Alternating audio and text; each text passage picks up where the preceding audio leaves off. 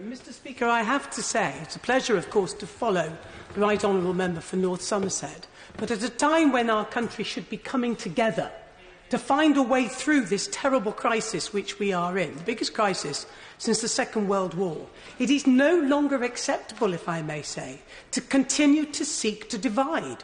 We have to bring people back together.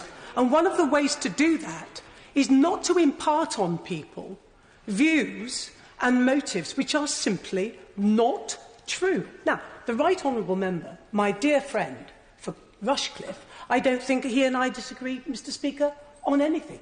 But we do disagree on Brexit, because as he's rightly pointed out, and my honourable friend, the member for Grantham and Stamford and Grantham pointed out, they are now, and I'm not using this in any derogatory sense, but they are, of course, Brexiteers.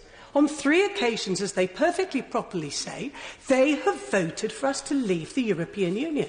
And the reason that I did not join them in the lobbies, and I really take grave exception to this, is not because I want to stop Brexit, and that will upset many millions of people in this country, some of whom have come on the People's Vote marches and go to the rallies and so on and so forth. That will disappoint them, because they want us to stop Brexit. But I have always taken the view that it is not my role, having voted for the referendum, the triggering of Article 50, the withdrawal agreement, it's not for me to stop Brexit. And I would have voted for the former Prime Minister's deal if it went back to the British people and they were entitled, as I believe they are, to have their final say now that we know what Brexit looks like. And I do have to chide the Right Honourable Member for North Somerset. The reason why so many people, of my view, are so fed up is because Right Honourable learned other members like him said this would be the easiest deal that this country has ever done, in fact, in the history of all deals. That's what we were told. And in fact, the withdrawal agreement was everything but a deal. It was a blind Brexit. That's why so many of us didn't vote for it, because we didn't get the promised deal that we were told we would have. And of course, the second reason that we didn't vote for it, certainly in my case, and I suspect amongst most of us that chose not to vote for the former Prime Minister's deal, is because on the government's own assessments, it would have made my constituents poorer. It would have reduced the economic prospects of my constituents and, indeed, most importantly, the young people who will bear the brunt of Brexit more than anybody. And I did not come to this place positively to vote in the full knowledge that it would make my constituents' jobs less valuable. They would make them risky. And I make no bones about this.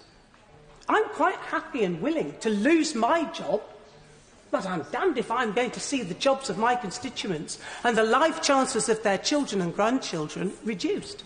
And the final thing, Mr. Speaker, I would say, because I don't want to repeat all the excellent words about why no deal is so bad for our country, bad for jobs, bad for peace and trade in Northern Ireland, bad for our economy. I just want to pay tribute to dear friends with whom I sat on those benches as a member of the Conservative Party.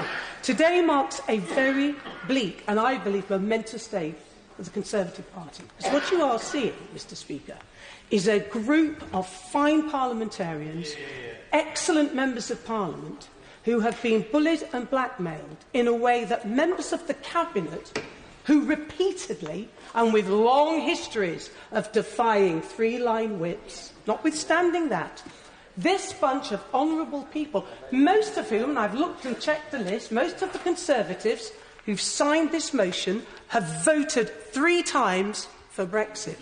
They found themselves today in the most disgraceful of situations, in effect bullied and blackmailed, putting their political careers to an end to do the right thing by our country. And as I think my honourable friend said for Stamford and Grantham, this is about our country, and it's also about your own respect. It's whether you can look yourself in the mirror in the morning and not be ashamed of what looks back at you.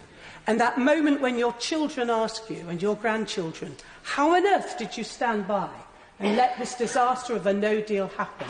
We, at least, will say, We did the right thing. We put our country and not our careers first. Yeah, Mr. Dominic.